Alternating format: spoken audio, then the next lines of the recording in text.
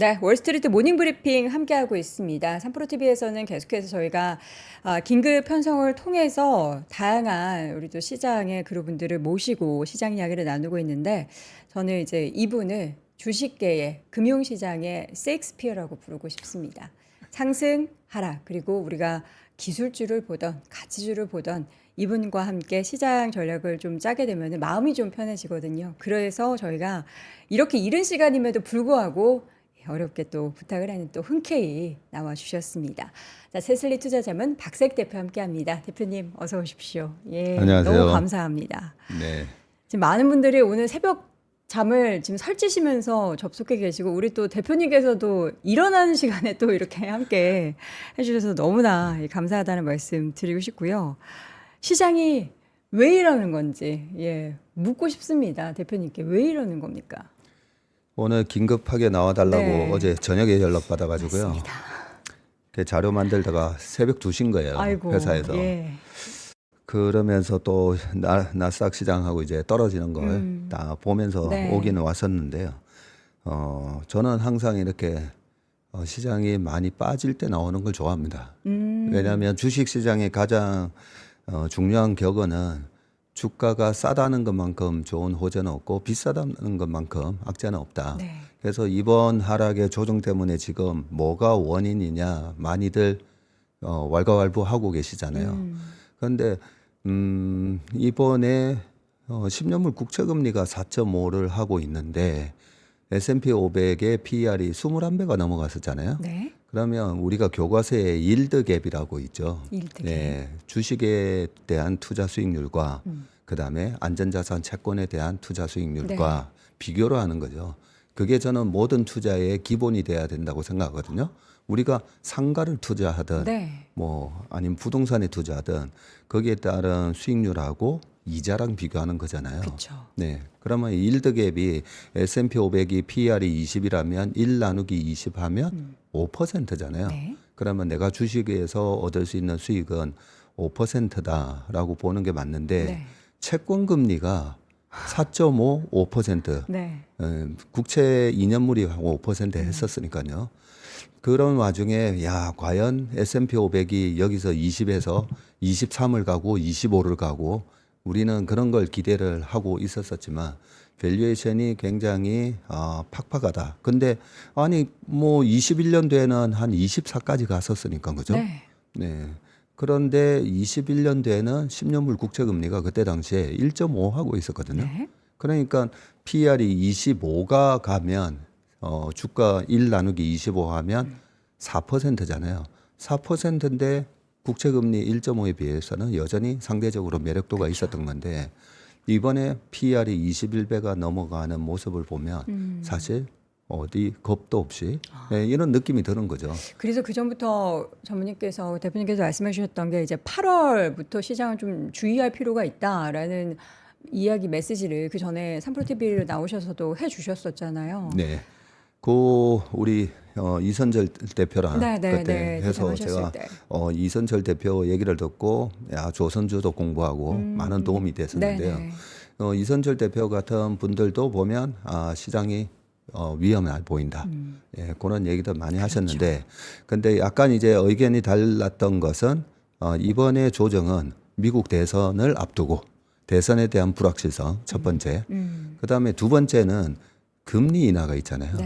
그래서 다들 지난 4월 달에 주가가 빠질 때라든지 작년 8, 9, 10월 달 그때도 3개월 연속 나스닥 음봉 나왔었어요. 되게 험악한 마지막 10월 달에는 이스라엘 하마스 전쟁도 터지고 그리고 10년물 국채금리가 5%를 가네. 그러면서 그때 당시에 우리나라 코스피는 2277까지 빠지잖아요.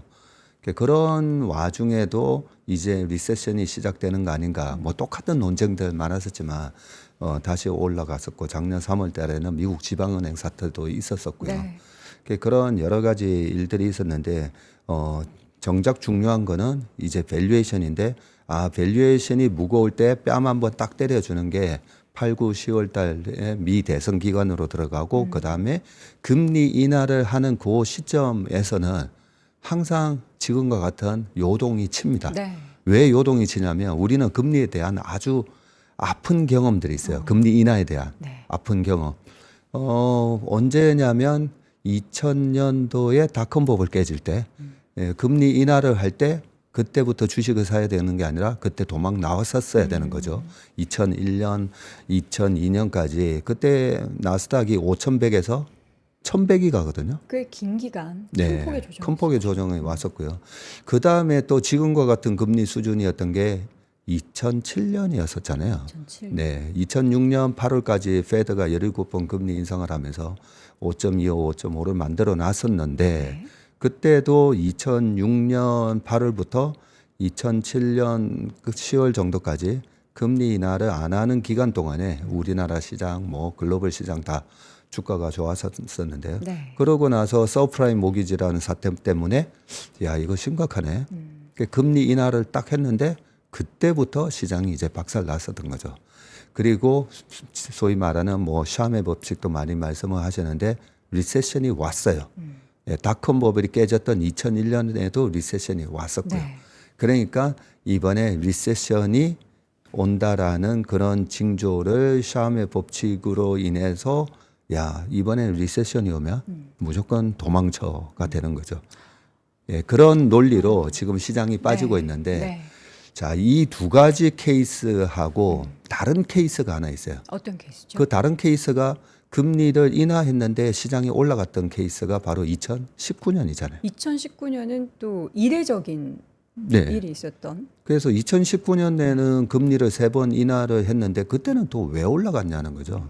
그래서 2001년하고 2007년하고 그다음에 2019년하고 그러면 이 3번의 차이는 뭐가 달랐을까요? 도대체 뭐가 차이가 나는가 이걸 알아야 우리가 이번 시장에 어떻게 대응을 해야 되는지 그렇죠. 네, 도망쳐인지 아니면 단기적인 하락을 좀 단기- 인내해야 되는지. 인내해야 네. 되는지 알 수가 있습니다. 자, 알려주시죠. 그러면 일단 뭐부터 볼까요? 차트를 좀 보면서 네. 말씀을 드리겠습니다. 자, 지금 보시는 10년 국채금리 악몽 해가지고 나오는데 저도 이걸 보면서 고민을 되게 많이 했었어요. 지금 어제 8월 1일까지 국채 10년물 월봉 차트입니다. 네. 월봉 차트고요. 월봉 차트 지금 이와 같은 모습이 과거에도 보면 2006년에서 7년에도 굉장히 비슷한 모습이 나왔었던 거죠.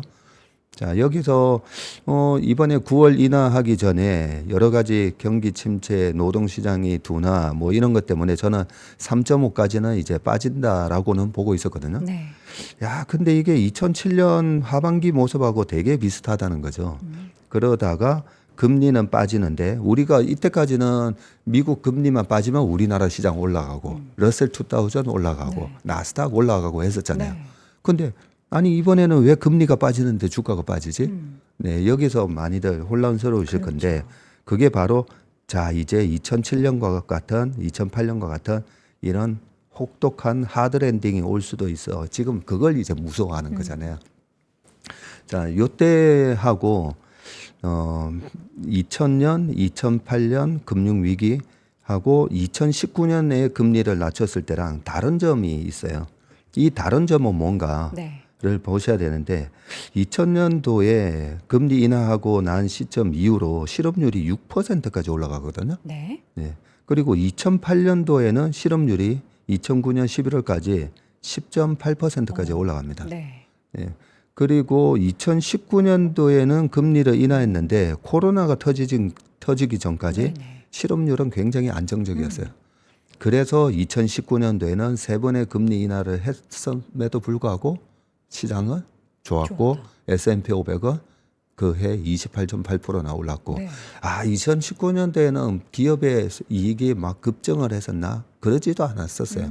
2019년도에 S&P 500의 EPS가 겨우 1% 증가했거든요.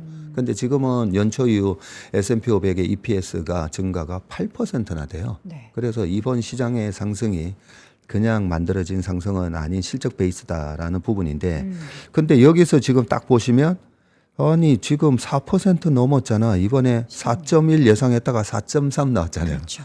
요게 사실 이제 트리거가 된 거죠. 아, 2008년, 2001년처럼 되는 거구나. 여기에 지금 이제 막 도망 나오는 거거든요. 그래서 실업률이 과거처럼 좀 올라가는 그 패턴이 이번에도 반복되겠구나. 2019년과는 다르구나. 최근에도 실업률이 가파르게 올라온 부분에 있어서는 시장은 엄청난 경계심을 발휘를 해서 더 많이 빠진 거군요. 네.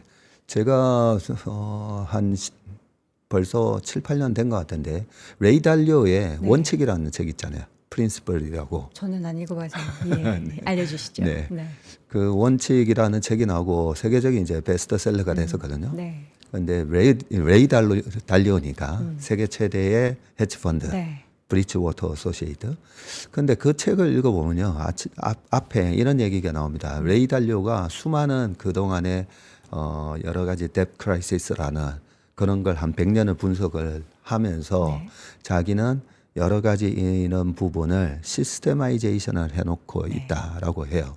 그리고 실제로 미국의 그 헤지 펀드들 10개 중에 한 7개는 전부 다 퀀트 베이스의 기계가 매매를 하도록 그렇게 만들어져 있는데 제가 헤지 펀드를 한다고 하더라도 실업률이 이래 바닥에서 샴의 법칙에 의해서 0.5 이상 올라가고 그러면 반드시 리세션이 왔었기 때문에 자 그러면 무조건 주식 비중을 줄여 라는 알고리즘을 만들어 놨을 거예요. 기계적으로. 네, 기계적으로. 그래서 어젯밤에도 아니 테슬라도 뭐 190불대 가고 어제 엔비디아도 90까지 갔었잖아요. 140에서 90 갔었고 마이크론 테크놀로지도 150에서 어제 90. 아니 여기서도 왜 주식을 팔고 있지? 그죠? 아니 여기서 왜 파는 거야? 하는데 그런 헤지 펀드들이 기계적으로 판다는 거죠. 자 그러면 자 여기까지 들으면 그럼 우리도 그렇게 해야 되는 거 아니야? 같이 팔아야 되나? 네 그런 생각 들죠. 네. 그래서 워런 버핏이 10년 전에 내기를 했어요. 어떤 얘기요? 이 헤지 펀드 맞아요. 네, 매니저들하고 니네들이 그렇게 알고리즘 해가지고 막 사고 팔고 롱숏하고 공매도 때리고 별의별 거 다 하는데 그렇게 해서 뭐랑 내기했었죠? 지수 S&P 500 지수라. S&P 500 지수만. 네, S&P 500 지수를 이길 수 있는지 보자. 해서 작년인가에 워런 버핏이 이겼잖아요. 그렇죠. 네, 결국 10년 지나고 보니까 여기가 정답이에요. 이게 정답이다. 네, 그래서 이 헤지펀드들이 여러 가지 알고리즘을 가지고 이렇게 고점 대비 30%, 40% 이렇게 빠진 밸류에이션이 이제 착해진 주식을 막 팔고 나중에 무슨 신호가 나오면 또 막 사고 그렇게 해봐야 지수를 못 이겼다는 거죠. 물론 단기적으로 일시적인 수익률이 좋을 수도 있지만 지수 대비해서 근데 장기적으로 봤을 때는 결국에는 진드컨이 있었던 게 훨씬 더 안정적인 높은 수익률을 기록할 수 있었다라는 교훈을 우리는 얻었잖아요. 네, 그래서 그 교훈을 이 표로 제가 보여드릴게요. 어떤 표죠? 우리가 주식 투자하실 때 큰 변동성이 오고 그 변동성 속에서 이제는 정말 아주 공포스러운 침체가 올 거다. 하드 랜딩이 올 거다. 예, 그럴 때마다 이 표를 좀 보시면 돼요. 1980년부터 작년 23년까지 이렇게 S&P 500이 매년 어느 정도의 수익을 올렸는가를 보시고요. 자, 여기서 보시면 1980년, 81년 얘기 되게 많이 했었죠. 폴 볼커가 예, 페드 금리를 20% 올리고 83년에는 실업률이 이때도 10% 넘어가거든요. 그런 난리를 쳤었는데 1981년도에 마이너스 9.7% 빠졌었거든요. 근데 이때도 고점 대비는 27.5% 빠졌었어요. 그러면 우리가 아까 그 헤지 펀드들처럼 자 무슨 신호 보고 팔고 무슨 신호 보고 다시 사고 그럴 거 없이 그냥 가만히 있으면 되는 거예요. 네, 가만히 있었으면 마이너스 9.73으로 끝나고 14.7, 17.2 해가지고 82년부터 89년까지 이렇게 7년 내내 오르거든요. 8년 내내. 자, 그런데 여기서 1987년 블랙만데이 얘기도 조금 전에 나왔었죠. 자, 블랙만데이 같은 게 생기는 거 아닙니까? 지금 계속 시장이 무너지는데 프로그램이 지금 막 매도가 나오면서 우리 또 그걸 무서워하는 거잖아요. 그렇죠. 자, 그러면 블랙만데이 때 87년도에도 결국 시장이 그때 마이너스 35% 빠졌었어요. 마이너스 35 빠졌다가 결국은 플러스 2%로 끝났는데 이때도 마젤란 펀드를 운용했던 피트 린치의 자서전을 읽어보면 주식 그 폭락한 장에 주식 팔기 바빴다고 해요. 왜? 피터 린치가 야 이거는 팔아야 되겠다 해서 판 게 아니라 네, 환매. 환매로. 환매 요청 때문에. 그 마젤란 펀드에 고객들의 환매 요청이 왔는데 왜 그분들은 바닥에서 환매했을까? 아 이제 대공황 온다.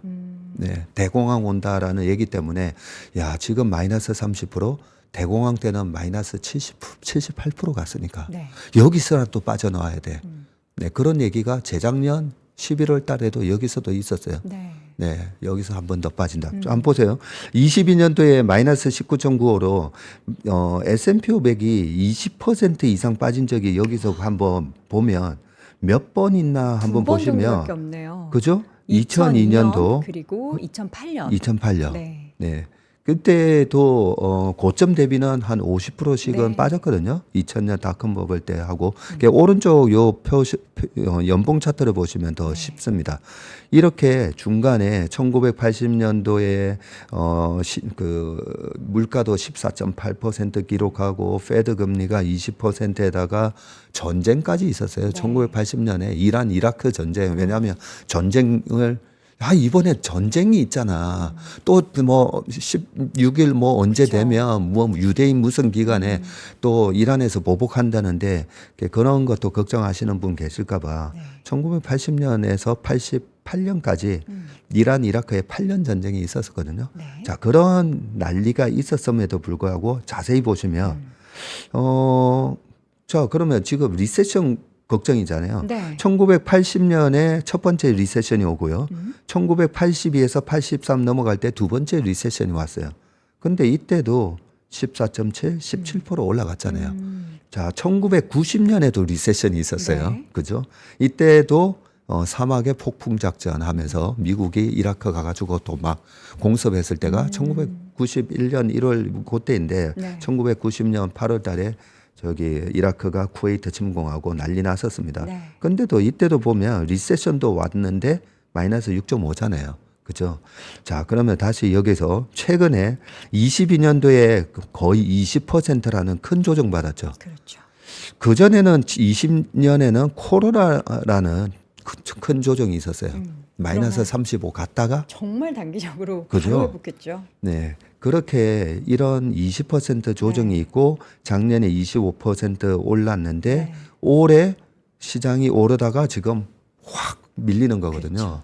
아, 이제 시장이 끝났어. 여기서부터 다시 시장이 꼬꾸라질 거야라고 보기에는 확률적으로 보면 이걸 가지고 너무 고민 안 하셨으면 좋겠어요. 근데 이제 공포에 휩싸인 분들은 저기 보면 이제 2000년부터 3년 내내 마이너스였던 네. 그 시기를 생각하면서 나는 지금 일주일 이거 버티는 것도 너무 어려웠는데 앞으로 만약에 정말 우리가 그래도 내년 정도에 연착륙 정도는 우리가 염두를 다들 하고 있었는데 그 강도나 그 기간이 길어지면은 이거 지지부진한 2, 3년 너무 힘든 거 아니야?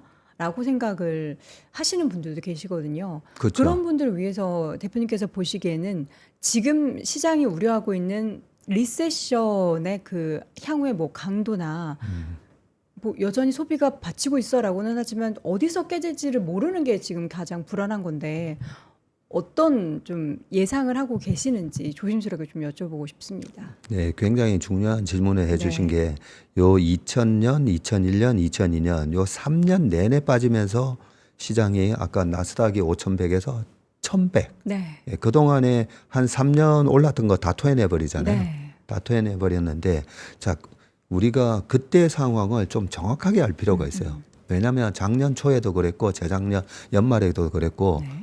저 때랑 비교하면서 시장이 더 크게 빠진다라는 얘기를 하시는 분들하고 제가 늘 논쟁을 벌였었기 네네. 때문에 너무나 익숙합니다, 저는. 자, 익숙한데 2000년 저 때는 저는 운용사 그때도 신한투신에서 펀드 매니저를 했고 저는 파생을 그때도 했었기 때문에 시장에 대해서 어떤 일이 있었는지 좀 말씀을 드릴게요. 왜냐하면 아까 87년도에 블랙먼데이 때 그 바닥에서 주식을 판 사람은 대공황이 있었던 1930년대를 얘기하면서 팔았었던 거거든요. 그러면 2000년, 2001년, 2002년도에는 일단 S&P 500의 PER이 44배였어요. 네. 그리고 나스닥의 PER이 196배까지 갔었고요. 최근에 좀 비슷한 현상이 있었던 게 하나 있어요. 그때 당시에도 마이크로소프트의 시총 1등을 제치고 시스코가 1등이 돼서 됐잖아요. 네. 그런데 최근에는 엔비디아가 네, 마이크로소프트를 제치고 시총 1등이 잠시 됐었었죠. 네. 네. 그걸 보면서도 저도 약간 오버한다라는 생각을 했고요. 저희 고객분들 중에 엔비디아를 좀 많이 가지고 계신 분들한테는 네, 계속 분할 매도하셔야 됩니다. 매도하셔야 됩니다라고 하면서 여기 뭐 그때에 자문을 했던 게 여기 있는데 엔비디아 지금 보면 지난 요 3, 4월 달에도 이렇게 쌍봉의 모습이 나왔었는데 이번에도 똑같이 이런 모습이 나오는 거예요. 위에는 MACD 오실레이터가 이 추세 차트잖아요. 네. 근데 이때도 그때 추세가 음으로 들어갔는데도 쌍봉을 만들고 나서 지난 4월 달에 이렇게 조정이 험악한 조정이 나왔었거든요. 네. 네. 근데 이번에도 쌍봉이 나오는데 MACD 오실레이터 음이고 이제는 대선 구간으로 들어가고 그다음에 이번에 그 엔비디아의 실적은 그렇게 좋지는 않을 겁니다라고 지난 실적 발표에서도 얘기했었잖아요. 네. 가이던스에서도. 그러면 이번에 조정은 한 105불까지는 가겠다라는 얘기를 하면서 요때랑 좀 비슷해 보입니다. 뭐 이런 얘기도 했었는데 아무튼 엔비디아랑 시스코랑 비슷하게 마이크로소프트를 제치고 1등을 하는 모습이 나왔지만 이번에 엔비디아는 어마어마한 실적 베이스였었던 거고 그죠? 시스코하고는 달리 지금은 엔비디아밖에 못 하고 있잖아요. AI 가속기를. 그런 굉장한 독점력이 있는 부분도 있었고 그래서 저희 고객분들한테 얘기할 때는 그동안에 하도 많이 올라왔었으니까 여기서 팔면 밑에서 다시 못 사실까봐 걱정해서 못 파시는 거 아니냐고. 네. 근데 105불 언저리에서는 다시 사실 수 있다라는 말씀을 드리면서 최근에는 다시 이렇게 말씀드렸어요. 105불이라고 사지 마시고 대선 전까지 지금 여기 보시듯이 작년 8, 9, 10월 달에도 네.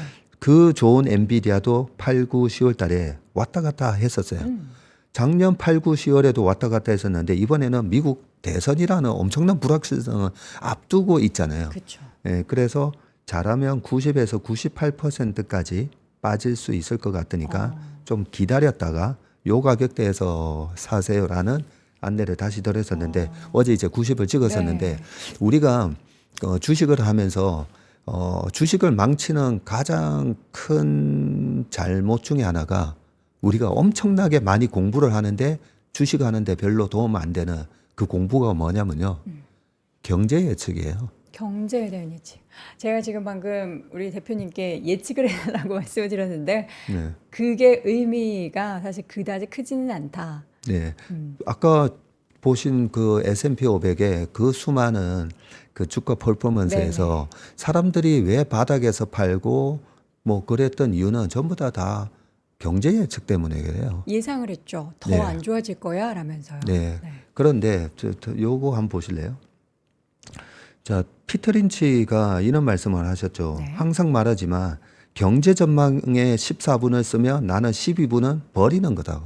웨이스트 오브 타임이라고요. 네. 그리고 한 번 더 얘기하는데 진짜 나는 그렇다고 믿는다.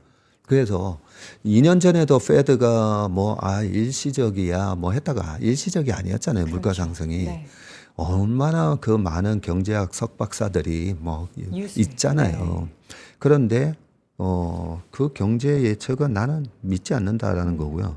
하워드 막스 제가 존경하는 이 하워드 막스도 경제 예측은 예측할 수 없고 시장의 안말을 알 수 없다라고 돼 있기 때문에 네. 저는 그 밸류에이션이라는 그 가장 중요한 걸 좀 기준으로 삼았으면 좋겠어요. 그래 해야 코로나 때 박살 났었잖아요. 우리나라 코스피 PBR이 0.5까지 가고 네. 근데 자 강세론자는 항상 주식을 계속 사야 됩니다라고 얘기하는데 그분들도 봐도 왜 밸류에이션을 안 하지? 네, 저는 그런 생각을 하고요. 약세론자들, 비관론자들 항상 많이 빠졌는데도 거기서 더 빠진다라고 얘기하는 분들 있잖아요. 그분들은 경제가 더 나빠진다라고 얘기하면서 더 기다려야 된다, 더 싸면 사야 된다 하는데 PBR 0.5인데 왜 거기서 밸류에이션 콜을 안 하지? 네. 그렇잖아요. S&P 500도 이번에도 보면 S&P 500의 그 뭐 10년 평균, 20년 평균이 보면 10년 평균이 한 18배 정도 되잖아요. 그런데 21배 갔었잖아요. 네. 바로 앞전에 24배 갔을 때 네. 거기서 딱 조정이 온 거잖아요. 큰 리세션이 온 게 아니라 거기서 다 조정이 온 거예요. 밸류에이션이요? 네. 그러면 우리가 밸류에이션이 싸지면 네. 그냥 사는 겁니다. 그래서 너무 경제 전망보다는 내가 투자하는 기업의 종목의 밸류에이션을 봐야 되는데 21년도에 코스피가 3,000을 넘었을 때 저희가 이제 뭐 자금 안 받습니다 하면서 5월 달에 주식을 다 팔아서 현금 돌려드렸을 때도 제가 고객분들이 아니 여기서 3,600, 4,000 갈 것 같은데 박전봉 왜 파냐고. 그랬을 때 제가 한 말이 대형주단에서 살 주식이 없는데 그때 고객들은 막 밀려서 왔었거든요. 네. 뭐 한 2달 만에 400명이 네. 대기 리스트 적고 네. 가셨거든요. 근데 거기서 주식 사면 먹을 거는 별로 없고 그쵸. 또 떨어지면 주식이란 게 이번에도 보면 떨어질 때 확 떨어지잖아요. 그렇죠. 그러면 사면 안 되는 건데 이번에 미국 M7 종목들 보면 그래도 계속 가 뭐 이렇게 얘기하시는 분들 많지만 애플, 마이크로소프트 전부 PR이 뭐 30 몇 배. 그런데 M7 종목의 그동안의 이익 그로스가 그동안에는 이익 그로스가 얘네들밖에 안 나왔었잖아요. 근데 최근에 보면 이익 그로스가 지금 보시다시피 네. M7의 이 이익 그로스가 M7을 제외한 종목들은 뭐 별로 이익 증가도 안 나왔어요. 그죠? 근데 얘네들만 차트가 M7을 제외한 기업들이고요. 기업들이고 이 초록색 차트가 M7의 그동안의 네. 이익 증가율이 있는데 얘네들만 뭐 52%, 56%, 50% 나왔었던 거죠. 네. 그런 와중에 M7으로 쏠림 현상이 심했었는데 밸류에이션이 M7만 갖고도 뭐 31배. 이걸로 그동안에 닷컴 버블하고도 많이 비교했었잖아요. 그죠? 아, 이번에 쏠림 현상이 2000년 초랑 비슷하다. 네. 네, 그런 부분이었고. 자, 여기서 아까 질문하셨던 거에 대한 이제 답을 드릴게요. 네. 2000년 초랑 이제 다르다는 부분을 어떤 부분이 이제 다른지 이제 아셔야 되는데 우리가 큰 구조적 하락장을 그게 이제 스트럭처럴 베어 마켓이라는 그런 구조적 약세장이 들어갈 때는요. 그동안의 사람들의 스토리에 엄청나게 취해서 와, 이 주식이야라는 그런 엄청난 확신에 사람들이 쏠리면서 거품을 만들고요. 그 거품을 만들어졌는데 이 거품을 탁 터뜨리는 네. 트리거가 있어야 되잖아요. 그 트리거가 항상 나옵니다. 네. 그러면 닷컴 버블 때는 뭐가 트리거가 됐었을까 였는데 그때 당시에는 엔론 사태라는 게 있었었죠. 엔론이라는 에너지 기업이 네. 그때 당시에 온라인으로 우리는 뭐 어떻게 해서 다른 에너지 기업하고는 엄청나게 다른 영업이익률을 보여주면서 미국의 혁신 기업으로 10대 혁신 기업으로 5년 연속 선정이 돼요. 네. 96, 97, 98, 99, 2000년까지. 근데 그게 분식이었던 거죠. 그러면서 엔론이라는 그 거대한 에너지 기업을 회계 감사를 했었던 아서 앤더슨 컨설팅이라는 회사도 같이 망해버려요. 그런 그 사기가 이제 발각이 되니까 네. 사람들의 그동안에 믿었던 온라인만 하면 엄청난 생산성 혁신을 가져다 줄 수 있겠지 했던 부분이 뭐야 사기였어? 예, 거기에 투자자들의 엄청난 확신이 깨지는 거거든요. 이 얘기는 그 케인즈의 고용과 이자와 화폐에 관한 일반 이론 거기에 나오는 내용이에요. 사람들이 왜 그렇게 바보 같은 투자를 할까?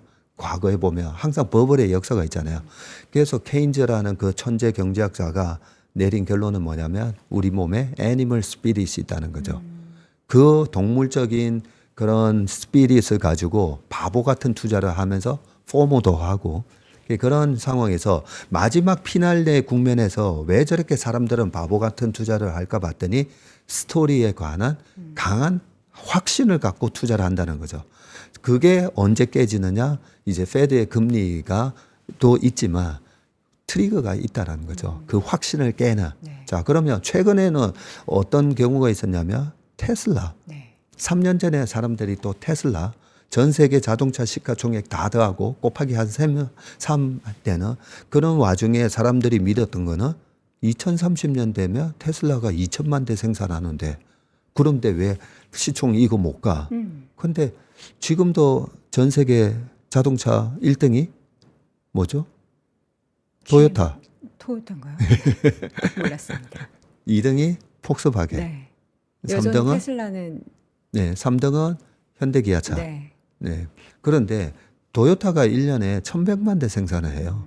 네. 한 뭐 2008년 언저리에서는 한 900만 대 생산하고 토요타가 1,100만 대를 생산하는데 전기차만 가지고 테슬라가 2천만 대를 판매한다.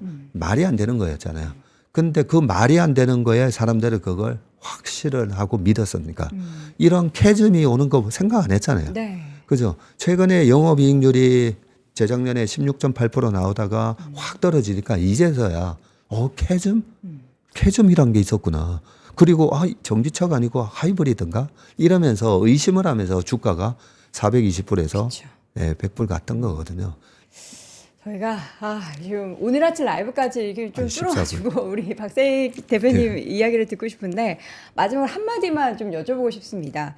그래서 이제 결론은 뭐 우리가 거시적인 경제에 대한 전망과 예측보다는 밸류에이션을 보라라는 말씀을 해주셨잖아요. 네. 지금 이제 21배 수준으로 넘어섰던 밸류에이션이 어쨌든 지금 주가의 단기적인 하락 그리고 추가적으로 뭐 언제까지 얼마나 하락할지는 모르지만 어느 정도 수준이 가면은 우리가 좀 적극적인 매수 포지션으로 돌아설 만한 적절한 밸류에이션이라고 볼 수 있을지. 네. 결론부터 먼저 말씀드리고 이제 시간이 남으면 말씀드리고요. 자, 지금은 이제 대선 구간에 들어온 조정이다. 네네. 네, 그래서 8, 9, 10월 달까지는 왔다 갔다 할 거고요. 이번 하락이 이제 1파 하락이고 2파 반등이 들어올 거예요. 네. 자, 2파 반등이 들어오고 3파 하락은 10월 달에 네. 그리고 9월 달에 이번에 금리 인하가 있잖아요. 그죠? 네네.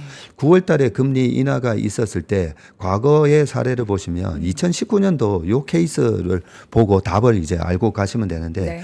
2019년도에도 금리 인하를 3번 했었댔잖아요. 네. 근데 이때는 왜 주가가 올라갔었나라는 부분을 기억을 하시고 네. 저는 2019년대처럼 된다라고 생각하니까 2019년도에 7월 달에 첫 금리 인하를 하기 2달 전에 나스닥이 3.4% 빠지면서 확 이렇게 밀려요. 1, 2, 3 이런 식으로 빠졌다가 6월 달에 금리 인하를 한 달 앞두고는 또 쭉 올라갑니다. 쭉 올라가는데 7월에 금리 인하했잖아요. 근데 금리 인하하는 거 보고 야 도망쳐 하면서 또 이렇게 빠져요. 그러면서 8월에만 그때 나스닥이 3.4, 3.0, 3% 이렇게 네. 3번이나 빠집니다. 네. 그러고 나서 나중에 이렇게 올라가는데 2019년과 2000년 2008년하고 가장 다른 점은 그때 2000년에 실업률이 급등할 때는 엔론 사태 그리고 앤더슨 컨설팅 망하고 수많은 닷컴 아류작들이 망했었어요. 그러면서 실업률이 급등을 했었고요. 2007년에서 2008년 넘어갈 때는 서프라임 모기지 사태였죠. 서프라임을 가지고 누가 장난질을 많이 했냐면 월가의 금융권이 장난질을 많이 했어요. 엄청난 파생 상품을 만들어 놓고 거기서 돈을 땡겼다가 그게 하나의 돈놀이였던 거죠. 그러면서 베어스턴스부터 마지막에 리만까지 망하면서 엄청난 실업자를 배출했었거든요. 그러면 이번에도 마찬가지예요. 어떤 사태로 지금 이 기업들 M7이나 여러 가지 기업이 생산성 AI 때문에 생산성이 좋아지니까 사람들은 좀 화이트 칼라 리세션이 있기는 한데 이게 2008년에 있었던 2001년에 있었던 엄청난 대량 실업 사태를 야기하는 뭔가가 있나? 없어요 지금.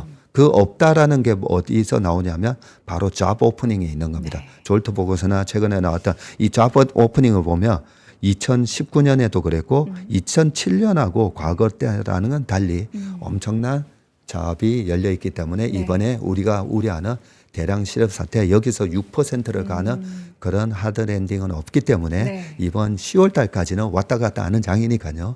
잘 보시고 그리고 그래서 러셀 2000 중소형주로 가야 된다 이런 얘기도 있잖아요. 그렇죠. 저는 동의하지 않습니다. 그건 아니다. 네, 어쨌든 실적이 잘 나오는 주식, 네. 그 밸류에이션이 좋은데 사서 이번부터 11월 말부터 내년 상반기까지는 아주 강한 또 랠리가 오니까요. 네. 온다고 생각하니까 이번 조정장 잘 대응하셔가지고 네, 내년 상반기까지 수익 내시기 바라겠습니다. 알겠습니다. 또 이런 시각에 또 나와주셔서 이렇게 또 좋은 말씀 해주셔가지고 저는 마음이 굉장히 편안해졌는데 우리 시청자분들도 그런 마음이 드셨기를 바라봅니다. 자, 채슬리 투자자문 박세익 대표와 함께했습니다. 대표님 정말 감사합니다.